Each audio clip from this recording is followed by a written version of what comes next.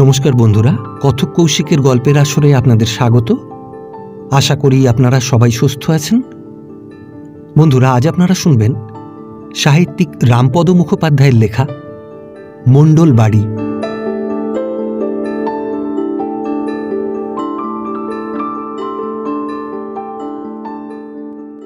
দিদিমার সঙ্গে মামার বাড়ি যাচ্ছিলাম। আমাদের গ্রামকে আমরা বলি শহর। পাকা ইঁটের রাস্তা, অন্ধকার রাত্রিতে রাস্তায় মিটমিটে কেরোসিনের আলো জ্বলে। অনেক কোঠা বাড়ি, নিত্য বাজার বসে, বড় স্কুল, পোস্ট অফিস, এমন কত কি যা দিদিমাদের ওই মাইল দুই দূরের পাড়াগাঁখানিতে নেই।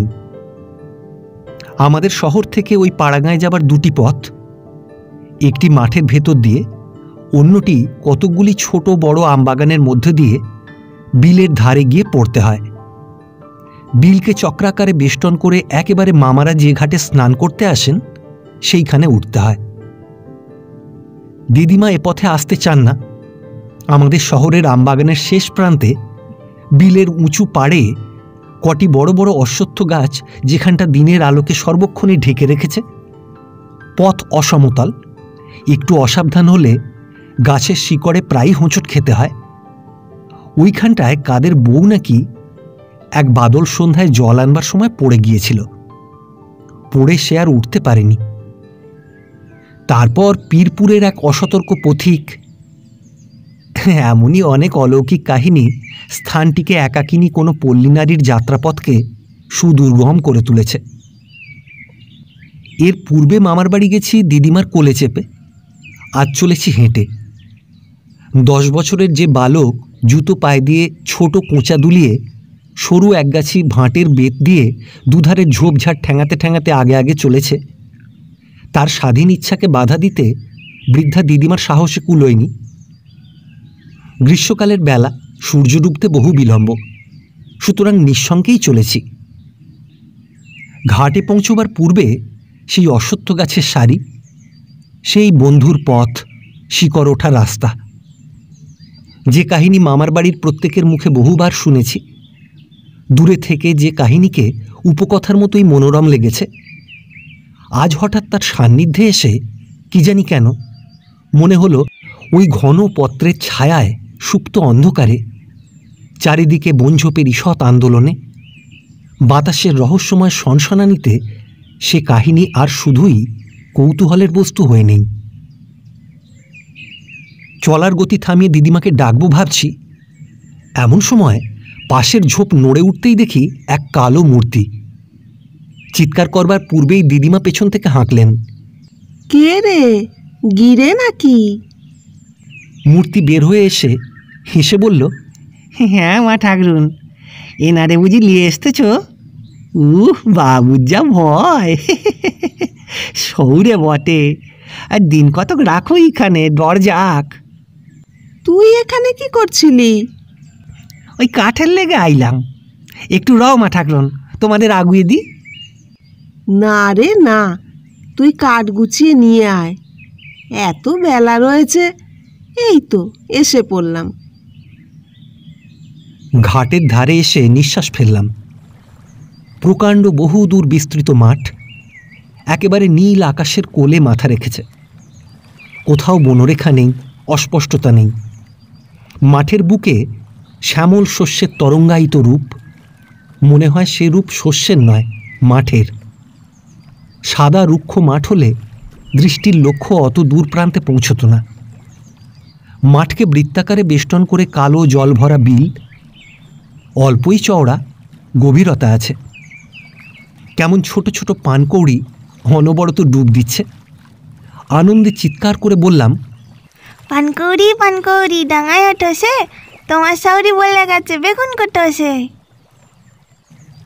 কত লাল সাদা পদ্মফুল ফুটে আছে। পদ্মের পাতাগুলি জলের উপর কেমন চকচক করছে। ইচ্ছা করে ওর একখানি তুলে এনে ভাত খেতে বসি। এদিকে হাঁটু জলে দাঁড়িয়ে হিস হিস শব্দে ধোপারা পাটের ওপর কাপড় আঁচড়াচ্ছে। ধোপানিরা ঢালু তীরের ওপর কাপড় শুকোতে দিয়ে উনানে কি সিদ্ধ করছে। কতকগুলো কালো কালো লোক কঞ্চির ছিপ জলে ফেলে মাছ ধরছে। পাশে তাদের ছোট খালুয়ে কত রকমের ছোট ছোট মাছ। পার চলে না। দিদিমা অনবরত হাত ধরে টানছেন। বেলা যে গেল, চ, এখনো পোয়াটাক পথ। টানতে টানতে তিনি বুনোপাড়ার মধ্যে এনে তুললেন। এই গাঁ, নাম নবীপুর। ধুলো ভরা পথ, এক পাল দিগম্বর ছেলে মেয়ে ছুটোছুটি করছে। পথের দুই ধারে বনঝোপ, কতকগুলো কুকুর শুয়ে আছে।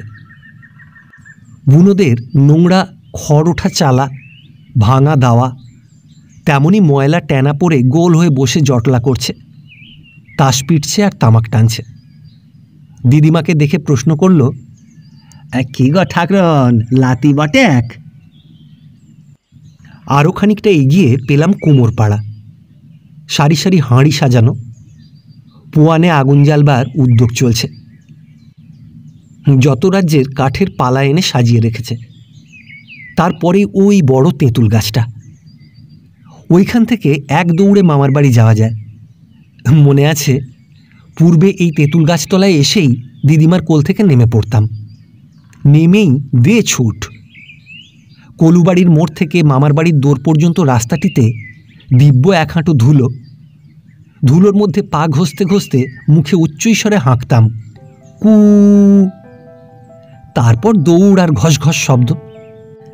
এমন ধুলো উঠত যে বুড়ো দাদামশাই দাওয়া থেকে নেমে এসে স্নেহভরে আমার কান দুটিতে অল্প একটু দোলা দিয়ে বলতেন, ওগো, শহর থেকে তোমাদের ধুলো ভরা মালগাড়ি এলো, এখন নাইয়ে ধুইয়ে শালাকে মানুষ করে নাও।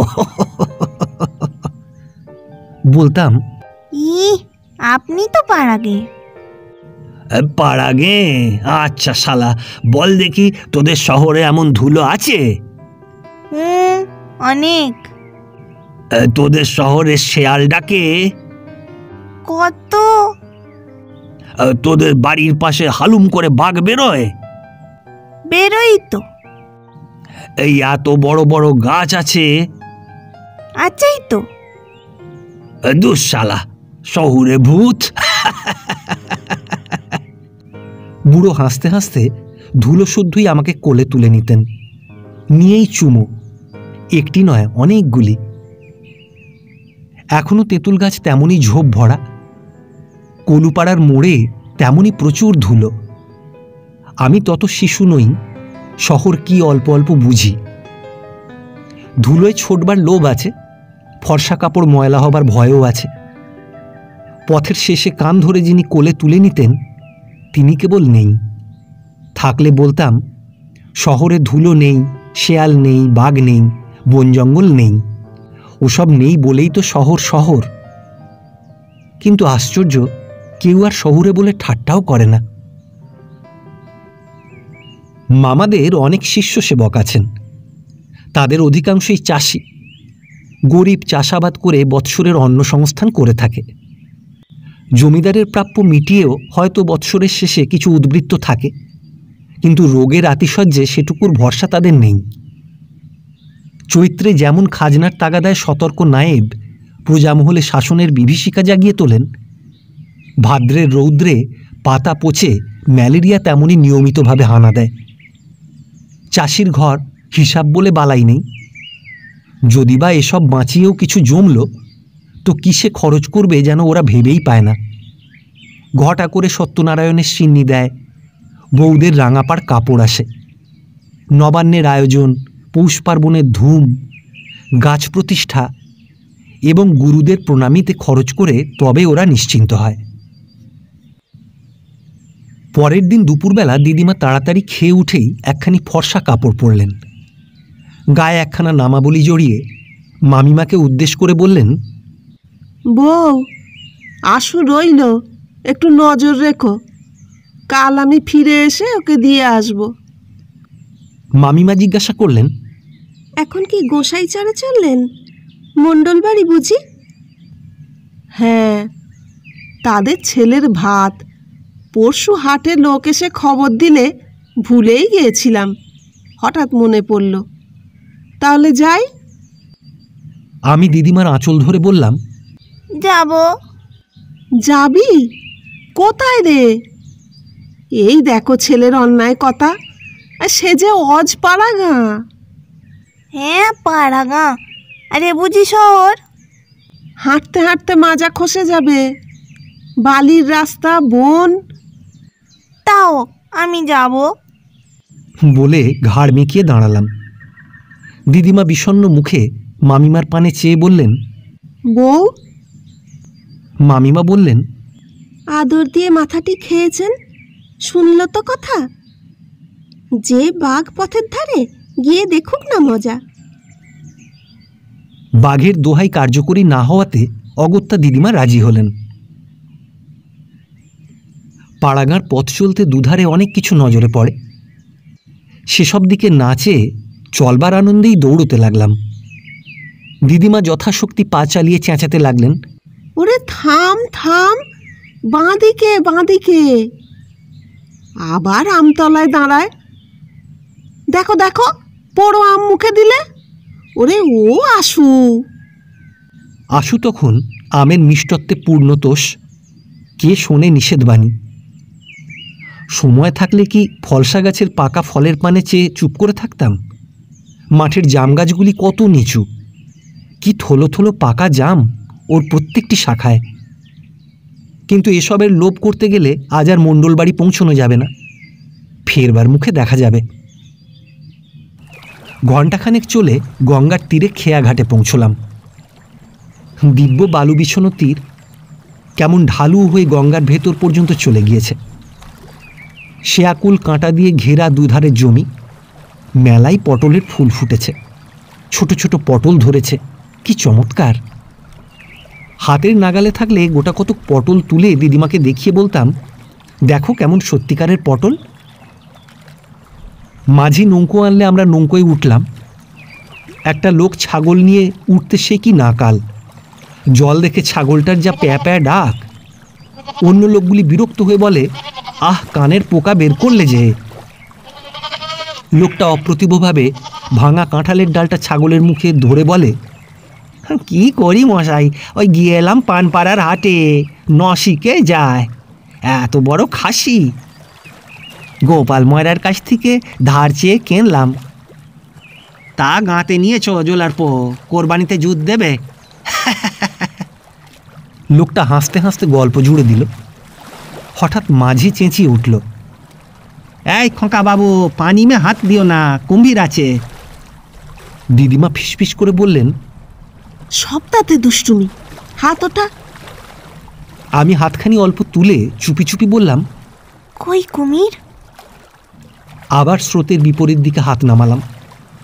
গঙ্গার ঠান্ডা জল কেমন হাতের উপর দিয়ে স্রোত কেটে চলে। বেশ একটা কলকল শব্দ হয়। খানিকক্ষণ রাখলে হাত ব্যথা হয়ে ওঠে। কালো জল হাতের ঠেলায় সাদা কাঁচের মতো জ্বলে ওঠে। এক আঁজলা খেয়ে দেখি, বেশ মিষ্টি, কিন্তু জল তুলতে গেলে অঞ্জলিতে অল্পই ওঠে। পা দুখানি ডোবাতে পারলে। কিন্তু ওদিকে দাঁড় ধরে মাঝি চেয়ে আছে, এদিকে দিদিমা আমার একখানি হাত ধরে ঠায় বসে আছেন, যেন কয়দিকে নৌকোয় চাপানো হয়েছে। ওপারের মতো এপার সমতল নয়। আমাদের শহরের দোতলা সমান উঁচু পাড়, নিচে দাঁড়িয়ে ওপরে চাওয়া যায় না। পাড়ের ওপাশেই একটা মস্ত আম গাছ শিকড় বের করে দাঁড়িয়ে আছে। দিদিমা সেই দিকে আঙুল বাড়িয়ে বললেন, ওই মণ্ডলদের বাগান। চ, আর ওপরে উঠবো না, একেবারে ওদের ঘাট দিয়েই যাই। ধারে ধারে মিনিট দুই হেঁটেই ঘাট পাওয়া গেল। তালগুঁড়ি দিয়ে সিঁড়ি করা। ঘাটের কিনারে বসে একটি কালো বউ বাসন মাজছিল। আমাদের দেখে ডান হাতের মাঝখান দিয়ে মাথার ঘোমটা একটু বাড়িয়ে দিল। দিদিমা তার পানে চেয়ে বললেন, কে? কেদারের বউ? বউটি মাথা হেলিয়ে বলল, হ্যাঁ মা ঠাকরুন। খোকাটি কে? নাতি। ও, চনুদের বাড়ি ভাতে এলে বুঝি? বাহ, দিব্যি খোকা।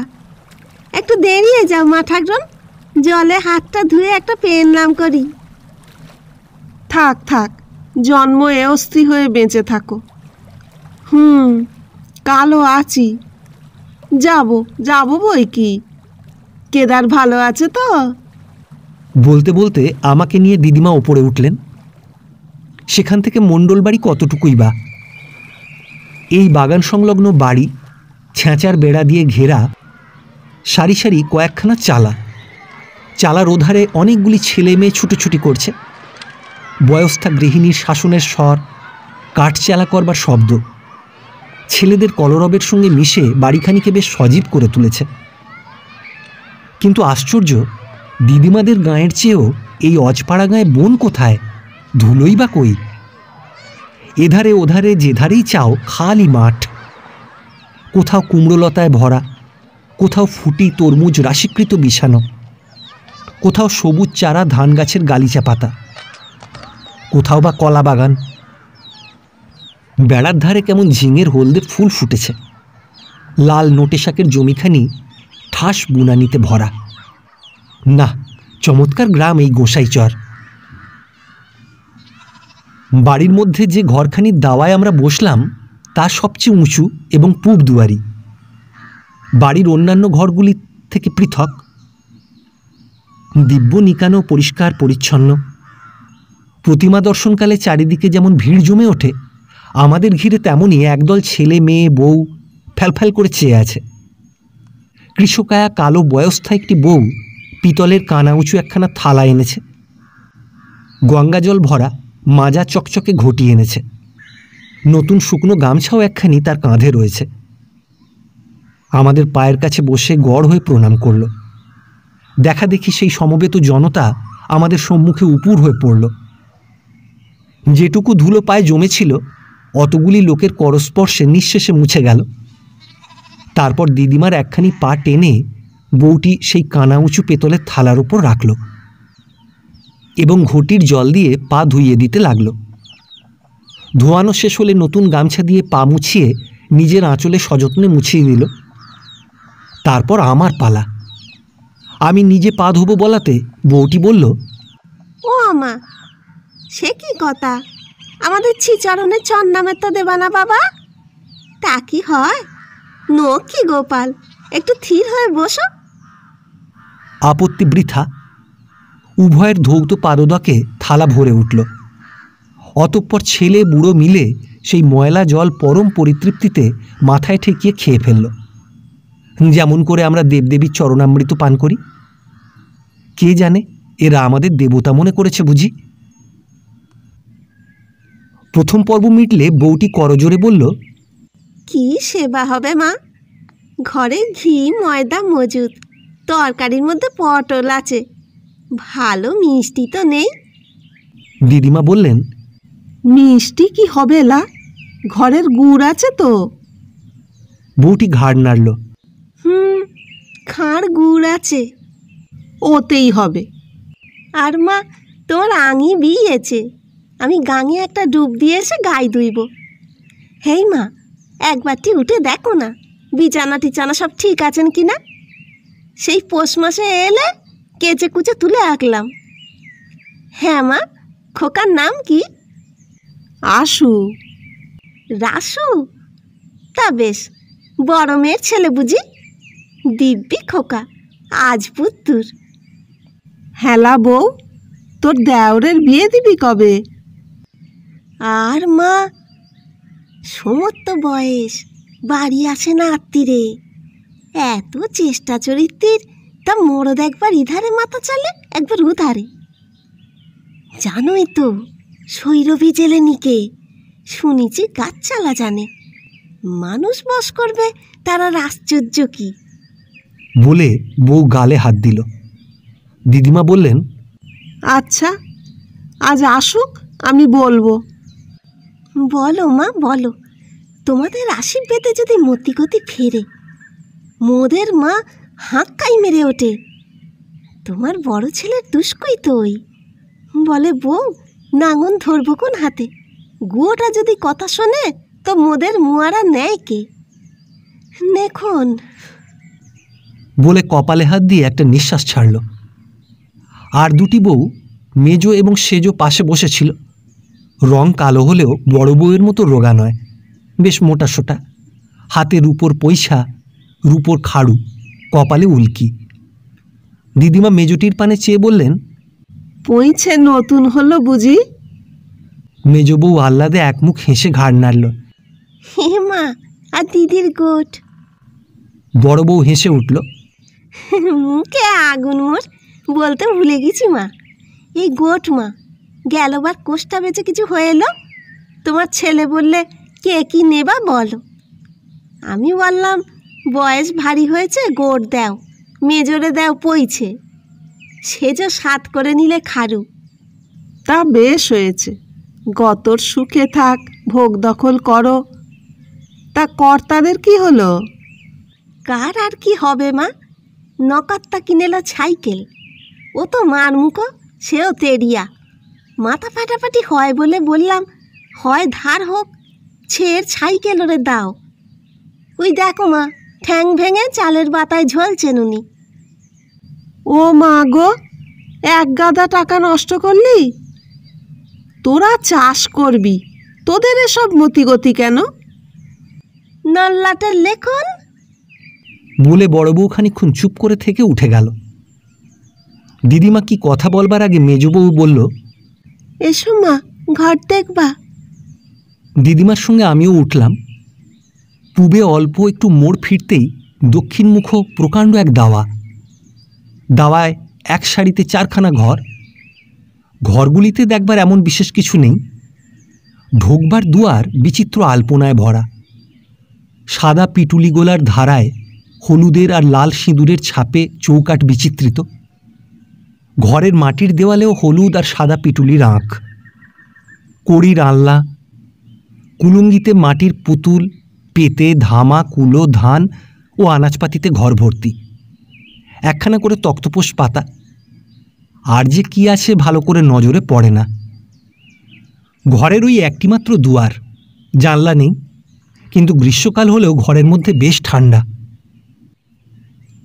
কোনো ঘরে নকশা করা কাঠের সিন্দুক আছে, কোনো ঘরে জলচৌকির ওপর ঝকঝকে সাদা কাঁসার বাসন সাজানো। কাঁথা বালিশগুলি পরিষ্কার, মাটির হলেও ঘরের মধ্যে বা দাওয়ায় কোথাও ধুলো জমে নেই বা কোথাও ভাঙাচোরা নেই। পশ্চিমের দাওয়া একটু দূরে, সেখানেতে রান্না চলে। উত্তরে গোয়ালঘর। বাড়ির প্রকাণ্ড উঠোন, কোথাও জঞ্জাল জমে নেই। একটা দূর্বাও অঙ্কুরিত হতে পায় না। কেবল আমাদের পূবদুয়ারি ঘরের দাওয়ার পাশে মাটির মঞ্চে স্বাস্থ্যবান একটা তুলসী গাছ, প্রভাতের জলসিঞ্চনে পরিপুষ্ট ও সন্ধ্যার দীপালোকে দীপ্তিময়।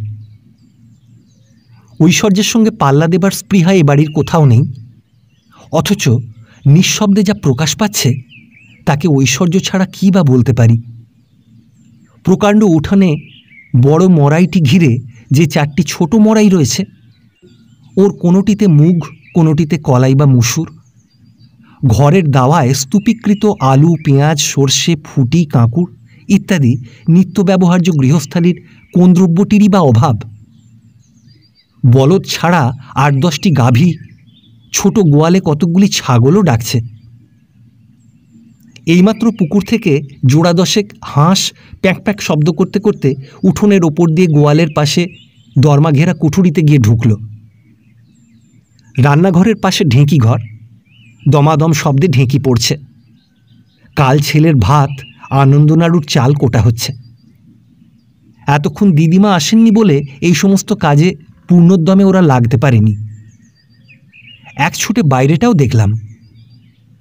প্রকাণ্ড চণ্ডীমণ্ডপ, সামনে হাল, লাঙল এবং খান্দুই গরুর গাড়ি পড়ে আছে। দাওয়ায় বসে ১৯ জন তামাক টানছে আর সামান্য কথায় হাসির ঢেউ তুলছে।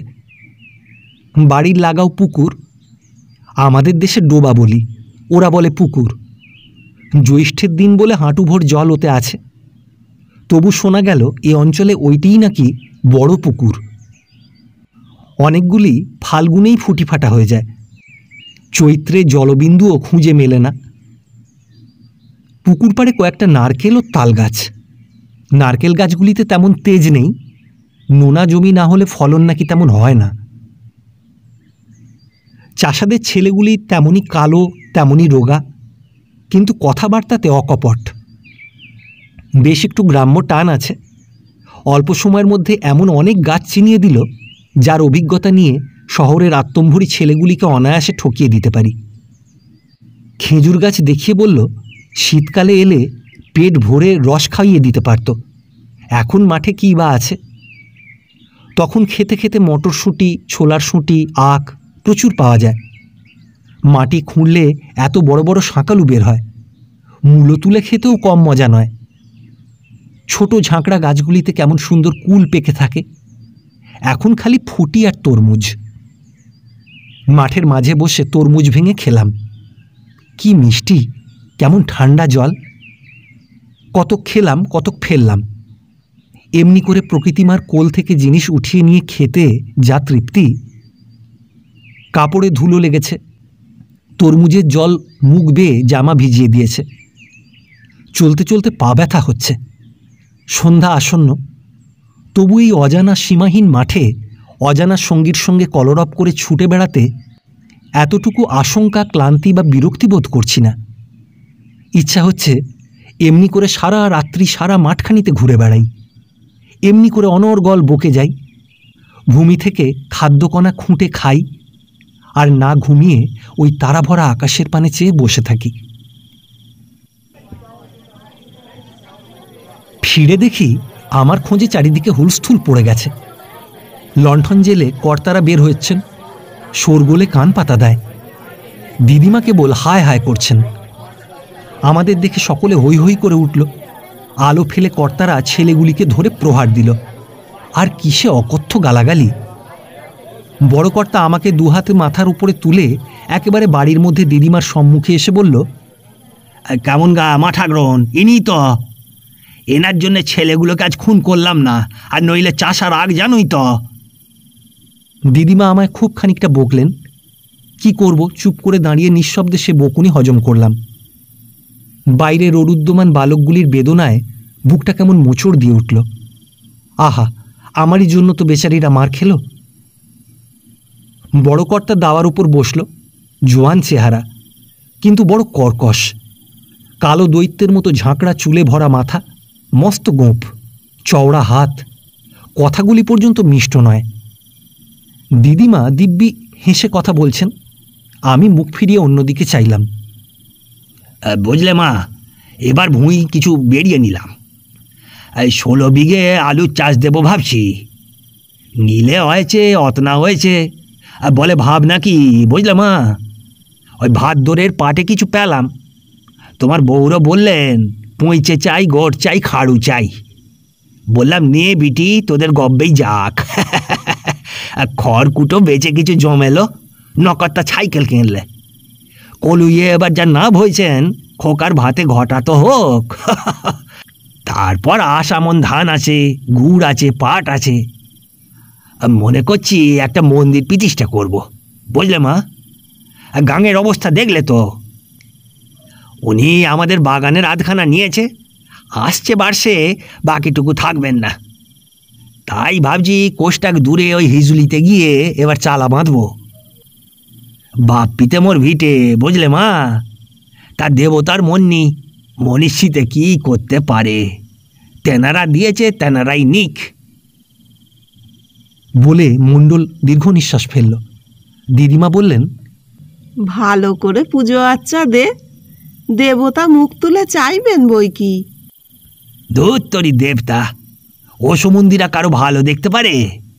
গেলবার দেয়নি জোড়া পাঁঠা, অক্তে মাটি ভিজে জব জবে। জ্যৈষ্ঠীতে পুজো খেলেন আর আষাঢ়ে বাগানে ঢোকলেন। ধুত্তরি দেবতা। এবারেও ভালো করে পুজো দে বাবা। হ্যাঁ, দেবই তো। ওই গোয়ালে 4টে পুরুষটু কালো পাঁঠা দেখি। আর বেইমানি কাণ্ড, পুজো খেয়েও যদি বাগান পানে ঝোঁক ধরেন, তো নাতি মেরে এই ছাউনি উপরে ওই হইজলিতে গিয়ে উঠবো। দেখবো না জারি জুরি কত। তা হ্যাঁ রে, আগে নবার বিয়েটা তো এ ভিটে থেকে দিয়ে যা। মণ্ডলের গলার স্বর আগ্রহে উত্তেজিত হলো। তোমারে বললে নাকি কিছু করবে বিয়ে? করবে না, বয়স তো হয়েছে। আরে বয়সকাল বলেই তো ওনার ছড়ার জোগাড় করে এঁকেছি। গুয়োটা শোনে কই? ছি, ভাইকে ও কথা বলতে আছে? আরে সাদে বলি, আগে পিত্তি জ্বলে যায়, বলবো কি মা ঠাকরুন, নিতাইয়ের অমন মেয়ে নগন্ডা পণে দিতে চায়, সুমন্দি বলে না।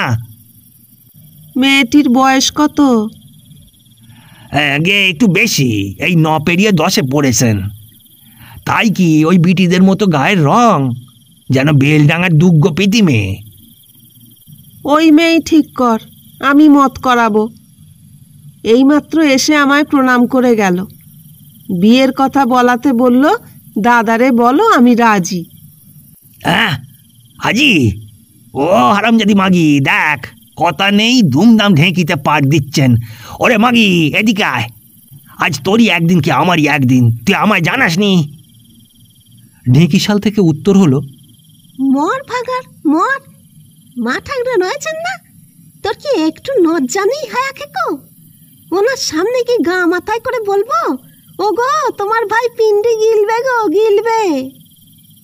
মণ্ডল আর কিছু না বলে দিদিমার পায়ের উপর শুয়ে পড়ে নিঃশ্বাস ফেলে বলল, বাঁচালে মা ঠাকরুন। তা চনু, ছেলের কি নাম রাখলি? ওর পুত ঠাউর বললেন আমনিবাস। রামনিবাস? তা বাপু, যা তোদের মুখে বেরোয় এমন নাম রাখলেই তো হতো। কিন্তু মা ঠাকরুন, উনি যে হয়েছেন আমের মতো, এমনই কোঁদা কাঁদা নবদুব্বদল শাম। দিদিমা হাসতে লাগলেন। দিদিমা সারা রাত্রি জেগে আনন্দনাড়ু ভাজলেন। মোড়লরা ক ভাই দাওয়ায় বসে কত কি বকতে লাগলো। বউয়েরা এঘর ওঘর ছোটাছুটি করে ফাই ফরমাস খাটতে লাগলো। ছেলেরা নাড়ু খেয়ে খানি খুটোপুটি করল, তারপর দাওয়ার উপর পড়ে ঘুমোতে লাগলো। গরম লুচি, পটল ভাজা, এক বাটি দুধ ও মিষ্টি খেয়ে আমিও আমাদের নির্দিষ্ট ঘরখানিতে শুলাম। অজানা জায়গা, একলা বহুক্ষণ ঘুম এলো না। ভাবতে লাগলাম, বেশ জায়গা, স্কুল নেই, পড়ার তাড়া নেই, সময়ানুবর্তিতার ছুটোছুটি করতে হয় না। সকালে উঠেই ছেলেরা ছোটে মাঠে, সারাদিন খেলে বেড়ায়। খিদে পেলে ক্ষেতের ফল তুলে খায়, পুকুরের জলে ঝাঁপ দেয়, দুপুরে ভাত খেতে বসে, না ঘুমিয়ে আবার ছোটে মাঠে। কত দূর, যেখানে নীল আকাশ জমির কোলে ঝুঁকে পড়েছে। কেউ বারণ করতে নেই, বকতে নেই, খালি সাদা মাঠ আর খোলা আকাশ। ছায়া নেই, তাপ নেই, গ্রীষ্ম নেই, শীত নেই। বলা বাহুল্য, গ্রীষ্মের অপরাহ্নটুকু বেরিয়ে এই স্নিগ্ধ ভাবটুকু চিরস্থায়ী বলে মনে হয়েছে। পরদিন সকালে উঠে যে আয়োজন দেখলাম, তাতে মনে হলো সারা গ্রামখানি আজ মোড়ল বাড়ি পাতা পাড়বে। প্রকাণ্ড এক তাগাড় কাটা হলো, একসঙ্গে 8-10টি হাঁড়ি চাপতে পারে। শুনলাম মন কয়েক চাল রান্না হবে। মোড়লদের একখানি বড় ঘর খালি করে এধার ওধার কলা পাতা বিছিয়ে দিল। পাতার উপর ফর্সা চাদর পাতল, ওর ওপর ভাত ঢালা হবে। ডাল ঢালবার জন্য প্রকাণ্ড 2টো জ্বালা আনা হলো। রামায়ণে পড়েছিলাম 6 মাস অন্তর জেগে কুম্ভকর্ণ এমনই আহার করে থাকেন। আজ প্রত্যক্ষ দেখছি আর ভাবছি, না জানি কোন কুম্ভকর্ণের জন্য চাষা গাঁয়ের এই বিপুল আয়োজন। যা হোক, ভোজের সময় দাঁড়িয়ে দেখলাম এক একজন লোক যা খাচ্ছে তা দেখবার মতো। শুধু ভাত, শুধু ডাল, 3-4 থালা দেখতে দেখতে উড়ে গেল। তরকারি পাতে পড়ছে তো কথাই নেই। আর সে কি তরকারি খাওয়ার ঘটা! আমাদের বাড়িতে 10-12 জন দুবেলায় যে এক কড়াই তরকারি খেয়ে থাকে, এরা এক একজনে অনায়াসে সেই পরিমাণ তরকারি খেয়ে বলছে, আন্না যা হয়েছেন উত্তম, আর একটু শোকতুনি দাও তো মা ঠাকরুন। সন্ধ্যা হতে আর ঘণ্টাখানেক দেরি আছে। এমন সময় দিদিমা বললেন, আসু, জামা কাপড় পরে নে, আজই আমরা যাব। মোড়লরা কি যেতে দেয়? এই মা, তোমার 2টি পায়ে পড়ি, আর একটা দিন থেকে যাও। সেবা হলো না, যত্ন হলো না, ছিচরণের 2টো কথা হলো না। হেই মা। পুনরায় শীঘ্র আসবার আশ্বাস দিয়ে দিদিমা বিদায় নিলেন।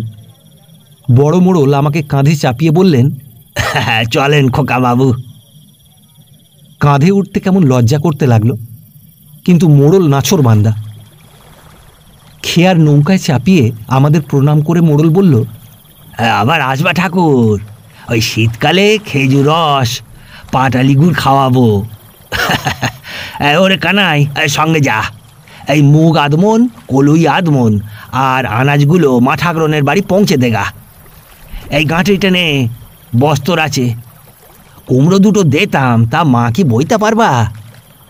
খুব পারবো। তবে হ্যাঁ মাঝি ভাই, দাঁড়া, এক দৌড়ে কুমড়ো দুটো এনে দিই। মোড়ল ছুটে চলে গেল ও দুটো বড় বিলিতি কুমড়ো এনে নৌকোর ওপর রেখে পুনরায় প্রণাম করল। আর মা, এই 5টা টাকা এই আমাদের দেবতাকে পুজো দিও গো। তোমার মদন গোপাল ভারী জাগন্ত দেবতা গো। এই সেবার ওনারে মানত করে এক গাছ ক্যাঁটাল হইল, কিন্তু এমনই আলিসি ধরলো, ওই যাই করে যেতে পারলাম না। আর সেদিন মোরে স্বপ্নে বললেন, তোর ক্যাঁটাল খাওয়ালি নে বেটা, দেখ শেয়ালে খেয়ে গেছে। ও মা, সকালে উঠে দেখি বড় 8টা ক্যাঁটাল, শেয়ালে আর কিছু আঁকেনি গো। মনে মনে ঠাকুরের কাছে নাক কান মরলাম। মোড়লের কথার মাঝেই নৌকো ছাড়ল। লোকটা দেখতে কুশ্রী হলে কি হয়, মনটা ভারী সাদা। দ্বিতীয়বার যখন মণ্ডল বাড়ি যাই, সে 5 বছর পরের কথা। দিদিমা বুড়ো হয়েছেন, একা যেতে কষ্ট হয়, আমাকেই সঙ্গী নিলেন। মামার ছেলেরা বড় দুরন্ত, বুড়ির পেছনে লেগেই আছে। বুড়ো হলেই ভুলভ্রান্তি মানুষের পদে পদে ঘটে। সেই ভুলের সুযোগে ওরা এমন ঠাট্টা করে যাতে দিদিমা সময় সময় কেঁদে ফেলেন। সেই জন্য দিদিমা ওদের সঙ্গে নিতে চান না। আমার ছুটি অবশ্য 2 দিন, আজ গিয়ে কাল সকালে ফিরতে পারবো, সুতরাং রাজি হলাম। আরও গঙ্গার ধারে সেই 5 বছর আগে দেখা গ্রামখানি কল্পনায় বেশ একটু রং ধরাচ্ছিল। সমস্ত পথ এবং পারঘাটা সহসা এমন বদলে গেল কেন? 5 বছরে অনেক রং ফিকে হয়েছে, রূপের বহু পরিবর্তন ঘটেছে। পথের ধুলোয় মন অপ্রসন্ন হয়ে উঠছে। পার হয়ে বললাম, গঙ্গার ধারে ধারে চলো দিদিমা, সেই শিকড় বার করা আম গাছটা ধার দিয়ে উঠব। দিদিমা হাসলেন। আমার কপাল, সে আম বাগান কি আর আছে? সে গঙ্গার মধ্যে। মোড়লরা 1 কোস দূরে উঠে গিয়েছিল। গঙ্গার এমন কোপ, সেখান পর্যন্ত ধাওয়া করেছে। মুহূর্তে সমস্ত গ্রাম সৌন্দর্য মলিন হয়ে গেল। এখনো আতক্রোশ ধুলো ভেঙে হাঁটতে হবে। কি আর করি, পারে উঠে হাঁটতে লাগলাম। সেই দিগন্ত বিস্তৃত মাঠ আছে, মাঠে প্রচুর ধান ফলেছে। অগ্রহায়ণের অল্পায়ু অপরাহ্নে মাঠে মাঠে সোনার সূর্যরশ্মি। ফিঙে পাখির কাকলি ধান ভরা ক্ষেতের ওপর আশীর্বাদের মতো ভেসে চলেছে। চাষি বসে তামাক টানছে, আর এই পরম সম্পদ ভরা ক্ষেতের পানে চেয়ে গুনগুন করে গান গাইছে। আমার মন বছর 5 পূর্বে মোড়ল বাড়ির চালাঘরের আনাচে কানাচে ঘুরে মরছে। কোথায় সেই কোলাহল, সম্পন্ন সুসমৃদ্ধ গৃহস্থালীর শতমুখোৎসারিত জীবন চাপল্য? কোথায় সন্ধ্যার তরল অন্ধকার, তুলসী মঞ্চের স্নিগ্ধ দীপালোকে ওপরের নক্ষত্র ভরা আকাশের মতোই সুকোমল হয়ে উঠবে? দ্বীপের আলোয় দিদিমা কম্বল পেতে বসবেন, আর সামনে পুরাণ কাহিনী শুনতে ভক্তিমতী পল্লী নারীরা স্তব্ধ বাক্যে করজোরে আঁচলে পা ঢেকে বসবে। 100 রকমের সরল প্রশ্ন, নির্বুদ্ধিতার প্রকাশ যাতে পরিস্ফুট, তেমন ধারা প্রশ্নে দিদিমার কাহিনীকে তারা 100বার বাধা দিতে থাকবে। দিদিমা বিরক্ত হবেন, আবার হেসে বাধাপ্রাপ্ত কাহিনীর সূত্র ধরে অগ্রসর হবেন। বহু দূর হেঁটে অবশেষে মোড়ল বাড়ি পেলাম। এতটা সংকীর্ণ স্থানে ওদের কেমন খাপ ছাড়া বোধ হল। কুঠুরিগুলি তেমনই দক্ষিণমুখী, কিন্তু আয়তনে ছোট, দাওয়া সংকীর্ণ। দাওয়ায় ও ঘরে তেমন মুগকলাই বা ধান চালের ছড়াছড়ি নেই। ছোট গোয়াল ঘর, হাঁসের প্যাক প্যাক শব্দ বা ছাগলের তীব্র ধ্বনি শুনলাম না। ঢেঁকিশালে সেই বড় ঢেঁকিটাই আছে। উঠোনের মরাই সংখ্যায় ও আয়তনে কমে গেছে। কতটুকুই বা উঠোন, আমাদের পূবদুয়ারি ঘরটি তেমনই আছে। আলনায় গুরুর জন্য আস্পর্শিত শয্যা, গুরুর ব্যবহার উপযোগী জিনিসগুলি স্বতন্ত্র করে তুলে রাখা, তেমনি পদ প্রক্ষালনের আয়োজন ও পাদদক গ্রহণ। কিন্তু বড় বউয়ের মুখের হাসি স্তিমিত প্রায়। রুগ্ন মুখে কতকগুলি শিরা প্রকট হয়েছে। মেজ ও সেজ বউ আর তেমন স্বাস্থ্যবতী নেই। হাতে পৈঁছা খাড়ু সবই আছে, কেবল বিষণ্ণ চাউনিতে ও ধীর মন্থর চলনে এমন একটি ভাব ফুটে উঠছে যা পূর্ব সম্পদের ভগ্নশ্রী মাত্র। ততগুলি প্রফুল্লমুখ ছেলেও দেখলাম না। ছেলেগুলি অতিরিক্ত রুগ্ন, দেহের কালো রং কেমন যেন ফ্যাকাশে, মুখগুলি জ্যোতিহারা। রুগ্ন দুর্বল, তেমন করে উঠোনে লাফাতে তো পারেই না, কথা কয় কেমন গম্ভীরভাবে, মাথা নাড়ে বিজ্ঞের মতো। এ কোন মণ্ডল বাড়ি দিদিমা আমায় এনে ফেললেন? একটি ছেলেকে পরিচিত বোধে বললাম, এই ষষ্ঠী না, মাঠে যাবি? ছেলেটি মাথা নেড়ে বলল, না গো ঠাকুর, ঠান্ডি লাগবে, কাল সকালে যাব, মোদের যে মেলবাড়ি হয়েছে। বললাম, বেশ তো, বেশি দূর কেন, ওই মাঠটাতে একটা খেজুর গাছ দেখলাম, রস খেয়ে আসি চ। এই ও যে গোফুরদের গাছ, অসের জন্যে জান দেব ঠাকুর। কাল ওই যে গোভাগারের মাঠ, ওটাকে মোদের গাছ আছে, তোমারে অস খাইয়ে আনবো ঠাকুর। কেন, এসব জমি তোদের নয়? মোদের জমি অর্ধেক গেল গাঙে, অর্ধেক আবাদ হয় না। বাবা আসতেছে, ওনারে শুধু গো। মোড়ল না তার শীর্ণ কঙ্কাল, কেবল গোঁপ জোড়াটি আর বড় চোখ দুটিতে তাকে চেনা যায়। কাছে এসে বলল, কি ঠাকুর, অস খাবা? আচ্ছা, সেই আলে ঠাকুর 2 বছর আগে আসতে পারলে না, প্যারান ভরে অস খাওয়াতাম। মাঠা গ্রহণ ভালো? হ্যাঁ, ভালো, সবই শুনেছি। তা বাবা, একটু মন দিয়ে কাজকর্ম করো। আর তোরই মন, দেবতার বাদ মানুষে কি করতে পারে? গাঙে ঘর গেল, জমি গেল, ভেবেলাম মরুক গে, ভাই কটা তো আসে, বুকের জোরে নোকসান পুষছে নেব। তা এমন থানে এলাম মাঠা গ্রহণ, রোগের জ্বালায় জেরবার। ভিটে সেরে এসে 2 মাসও গেল না, বিয়ের যুগী সমস্ত ভাইটা ওলা উঠে অক্কা পেল। তা শোক সামলে উঠতে না উঠতেই ছোট মোলেন পিলে জ্বরে। তারপর দেখছো তো আমার জ্বর, মেজোটার জ্বর, এই বউগুলো ধুঁকছেন, বাচ্চাগুলো সব মরো মরো। এ হাওয়াতে জায়গার মাথায় মারি ঝাঁটা। রোগে মানুষ রে নড়ে বসতে দেয় না, খাটবে কোত্থেকে।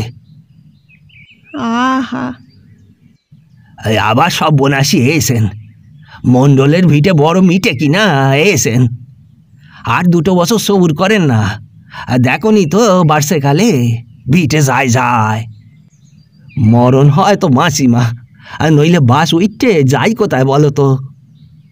তাই তো, এবার না হয় বেলডাঙ্গায় যা, দেবতার কোপ। কোপ? কোপ কিসের? পুজো পান না? পাঁটা যে কত দিয়েছি, অক্তে মাটি লাল হয়ে গেছে। তা নয় আমাদের খাবে, ও সর্বনাশের ঝোঁক। তা খা, পাঁটা আর দিচ্ছি নেই, আমাদের খা। আবার বুঝি কাঁপনি এলেন। বউ রে বউ, কাঁটাখানা দে, বড্ড শীত, কাঁটাখানা দে। ওরে ভুবন রে ভুবন, ওই পশ্চিমের মাঠ থেকে ঠাকুরের জন্যে 1 কলসি অস এনে দিস। বড্ড শীত, অস এনে দিস রে, অস এনে দিস। মোড়ল কাঁথার মধ্যে গিয়ে ঢুকল। খানিক পরে সেজ বউ এসে দিদিমার কাছে বসল ও ফিক ফিক করে হাসতে লাগল। দিদিমা আশ্চর্য হয়ে জিজ্ঞাসা করলেন, হেলা, হাসছিস যে? সেজ বউ হাসতে হাসতে বলল, মা ঠাকরুন, একটা কথার জবাব দাও তো। আজকে পিঠে গড়বার সময় যদি কেউ বলে সাদা গুঁড়ি বকের পাক, যেমন গুঁড়ি তেমনি থাক, তাহলে সে কথা ফলে? ফলে বই কি, ও যে পিঠে খারাপ করার মন্তর। ফলে ফলে দিদি বলে মিছে কথা, ফলেই তো। সাদা গুঁড়ি বকের পাক, যেমন গুঁড়ি তেমনি থাক। বুলেলাম, ফলে গেল। একেবারে কাঁচা পিঠে, ভ্যাত ভ্যাতে চাল, যেমন খাওয়া অমনি মাওলা বিবি এলেন। ও মা গো! হঠাৎ তীব্র একটা চিৎকার করে সেজ বউ সেইখানে লুটিয়ে পড়ল। মেজ বউ ছুটে এসে বলল, কি হলো মা? পিঠে খাওয়ার কথা বলছিল। কি একটা ছড়া বলে। যাক, তুমি বলেছ তো মা মিছে কথা। হতভম্বের মতো দিদিমা বললেন, তা তো আমি জানি না মা, বললাম সত্যি মন্তর। মেজ বউ কপালে করাঘাত করে বলল, সর্বনাশ করেছ মা। নদাউর যেদিন মরেন তার আগের দিন ছিল পিঠে পার্বণ। বড়দি পিঠে ভেজেলো কাঁচা কাঁচা।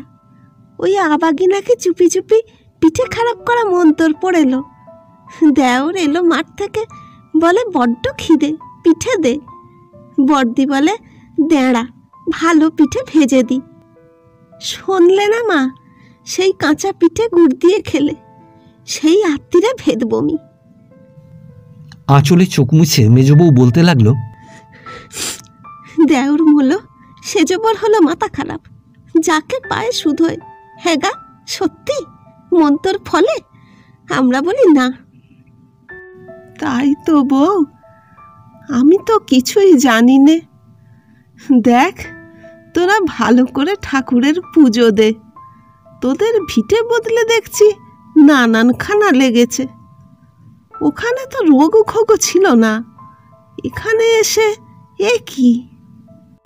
তুমি পায়ের ধুলো দেও মা ঠাকুরন, সব যেন বজায় থাকে। এদিকে ভাইরে মারধর গাল দিতেন, কিন্তু সে মরার পর সবাই খুব ভাঙা হয়েছে। ওই দেখো মা, ভাঙা সাইকেল ফেলেননি, চালের বাতায় গুঁজা হয়েছেন। সহসা ওদিক থেকে বমির শব্দ হতে লাগলো। সঙ্গে সঙ্গে বড় বউয়ের গলা, এই কটি কক্কর ভাত নেবুর রস দিয়ে খেয়ে ফেলো গো, খেয়ে ফেলো। দুরন্ত আধ গো, সারাদিন টোটো করে মাঠে ঘোরা, নাও খেয়ে ফেলো। হারামজাদি, কাঁথা দে, এই চেপে ধর। মেজ বউ বলল, আতুপুসি থাকা কি ভালো মা ঠাকুরন? ওনার বড্ড ন্যাক্কারের ধাত, খেলেই ওয়াক। আমাদের ওনারা জ্বর এলেও চারটি খায়। সারাদিনে গতর জল করা ছেরম না খেয়ে কে পারে মা? নদীর মতো এই পরিবারেরও ভাঙন ধরেছে। চারিদিকে ফাঁকা মাঠ, বাড়ির নিচে খরস্রোতা গঙ্গা। আলো হাওয়ার অপ্রতুলতা কোথাও নেই। তথাপি রোগের বীজ কোথা দিয়ে যে গ্রামের মাটিতে অঙ্কুরিত হয় কে বলবে। পরের দিন সকালে মাঠে মাঠে বেড়ালাম। মাঠ বহুদূর বিস্তৃত। মুগ, কলাই, মটর অজস্র ফলেছে। সুপক্ক ধানের ভারে গাছগুলি মাটির পানে হেলেছে।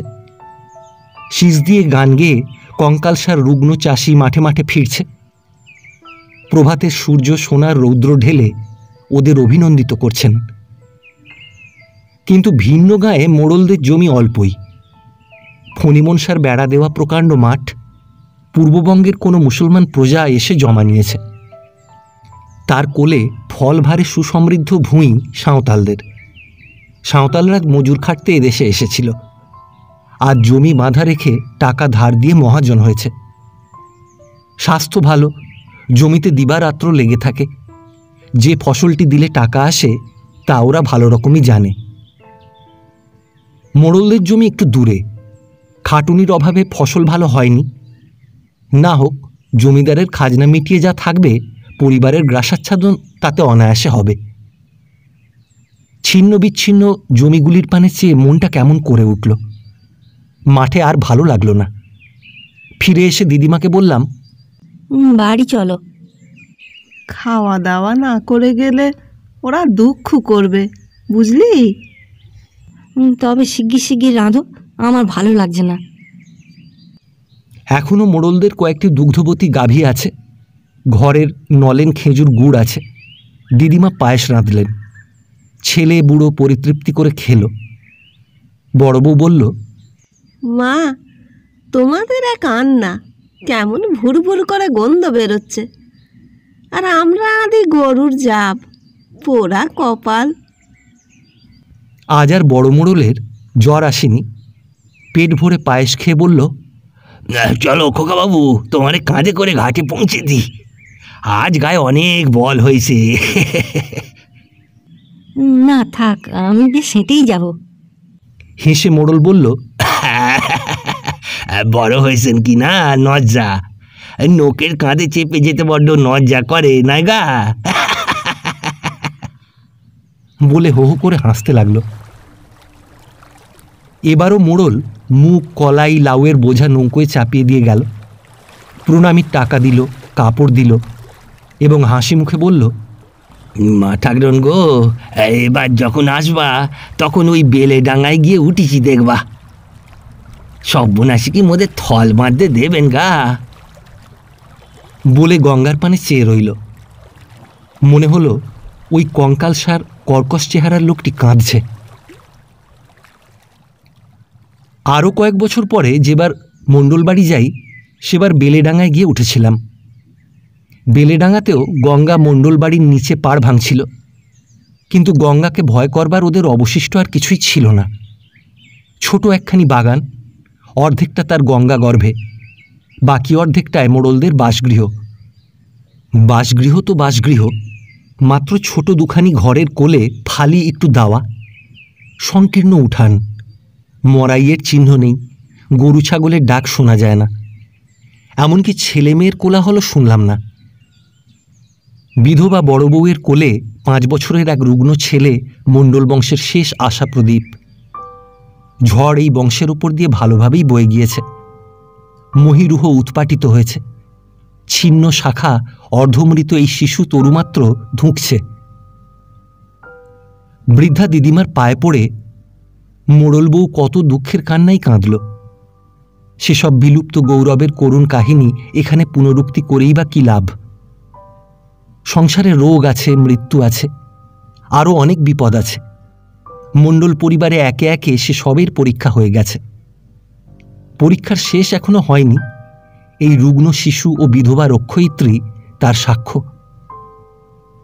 গঙ্গাগর্ভে উচ্চ পাড় ভেঙে পড়ে যেদিন মণ্ডলদের ভিটাটুকু নিশ্চিহ্ন করে দেবে, সেদিন অতীত ইতিহাসের পৃষ্ঠা উল্টে কেউ আর নয়ন অশ্রুসিক্ত করবে না। সন্ধ্যা সমাগম দেখে মোড়ল বউ ছেলেকে বিছানায় শুইয়ে দিয়ে তুলসীতলায় প্রদীপ জেলে প্রণাম করল। প্রণাম আর শেষ হয় না। মণ্ডল বংশের স্থায়িত্ব ও এই সন্তানের আয়ু প্রার্থনা করে মণ্ডল বউ তুলসীতলায় মাথা কুটতে লাগল। বহুক্ষণ প্রার্থনার পর বউ সেই প্রদীপ তুলে নিয়ে আমবাগানের মধ্যে দিয়ে গঙ্গার কূলে গিয়ে দাঁড়াল। প্রদীপ উঁচু করে বউ দেবীকে সকাতর মিনতি জানাতে লাগল।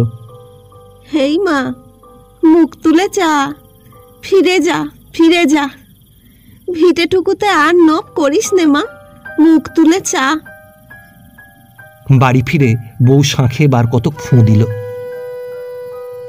সন্ধ্যা দেখানো শেষ করে দিদিমার কাছে এসে বসল ও রুদ্ধ কণ্ঠে বলল, মাগো, নিত্যি দেবতাকে বলি, ভিটেটুকু বজায় রাখ, বংশধরকে বাঁচা। হ্যাঁ মা, এত কি মহাপাতু কি মই যে মোদের কথা শুনবেন না? দিদিমা বললেন, শুনবেন বই কি মোড়ল বউ। পরের দিন সন্ধ্যাকালে খেয়া পার হচ্ছিলাম। দুটি ছোট পুঁটুলি কোলের ওপর রেখে মণ্ডলদের ভিটার পানে চেয়েছিলাম। কাঠাখানেক মুগ ও ছোলা আধ কাঠা।